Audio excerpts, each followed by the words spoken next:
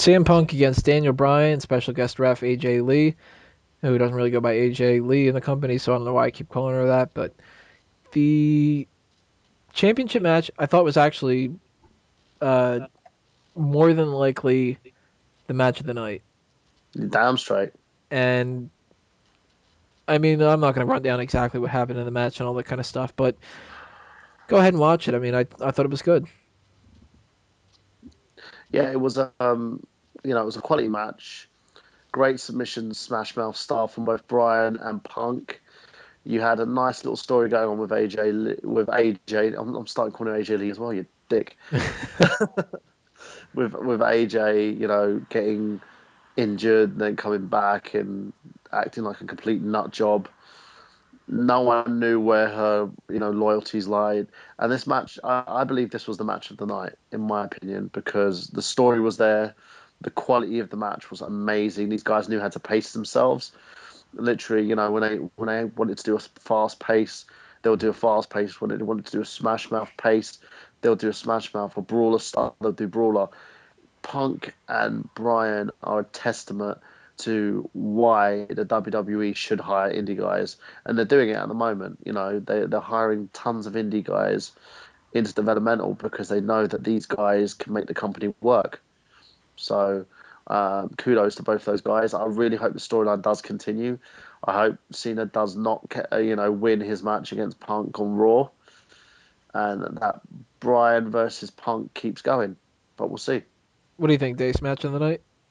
When it comes to these two, anytime they're in the ring, you can pretty much expect a gem. And I think the stuff we do get to see on TV is probably not even the best stuff they're doing currently. Like, I guarantee you their house shows are blowing the roof off. And like I said, it definitely the match of the night, and it probably a contender for match of the year.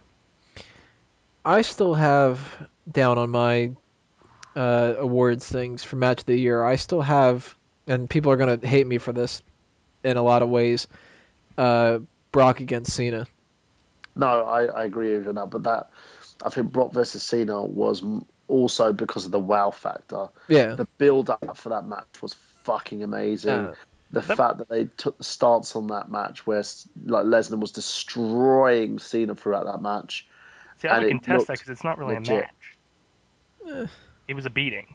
No, but it yeah. looked legit. It was It just looked legit.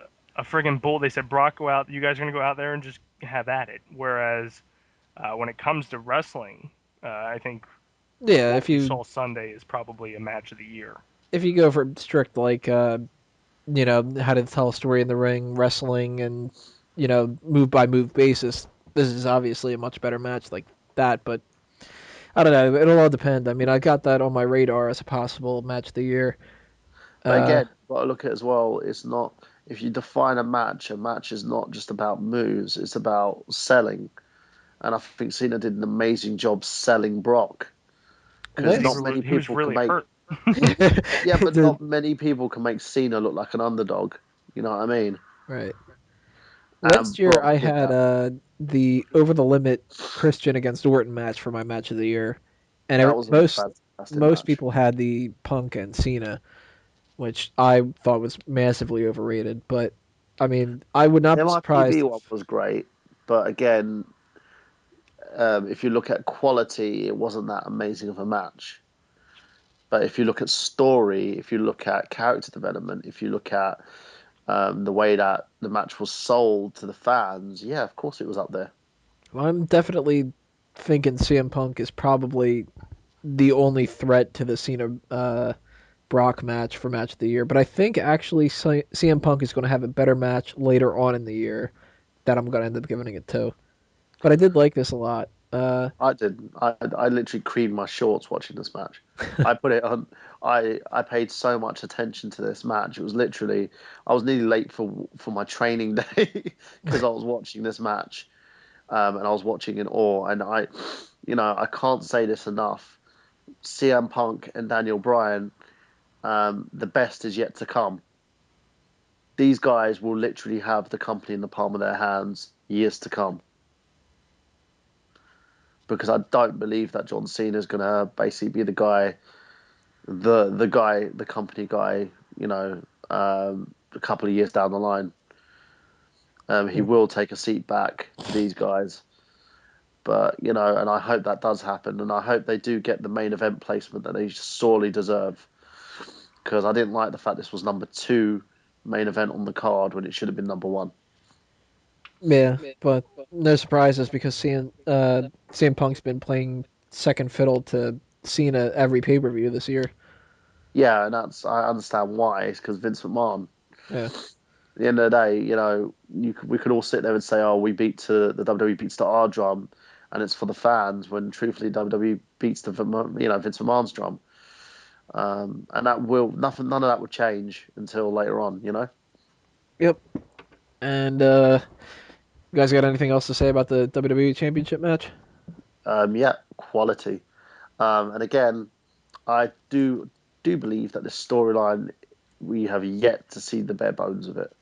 There'll be more, and I can't wait to see the climax of this. And I want to give kudos to AJ as well. She has played her role and played it so well. And girl, if you're listening to this, you'll be Divas champion sooner or later. But you don't even need that title. You're so far above that title now with what you've done in the WWE Championship scenario. Seriously, she's amazing. Any last thoughts on this, Dace? Like I said, it's definitely a contender for match of the year. Yeah. As of right now, it's mine. But like you said, I'm sure Punk and even Bryan, one of those guys, will probably have a better match out than this, and that's why I enjoy watching these two, because every match going forward is better than the last. Well, if I don't end up giving it match of the year, I know right now it's listed as my feud of the year, the CM Punk, AJ, Daniel Bryan trio, with a little bit of Kane mixed in. But so when it comes to December, watch out, guys. This might be match of the year, might be feud of the year, might be performers of the year, all that kind of stuff. And I'm hoping by December to come down for a live show. So that'd be cool. And we go from one set of awards to the other shit. I'm going to throw 2 things together in the next part that everybody's going to want to skip by. So watch out for part 7.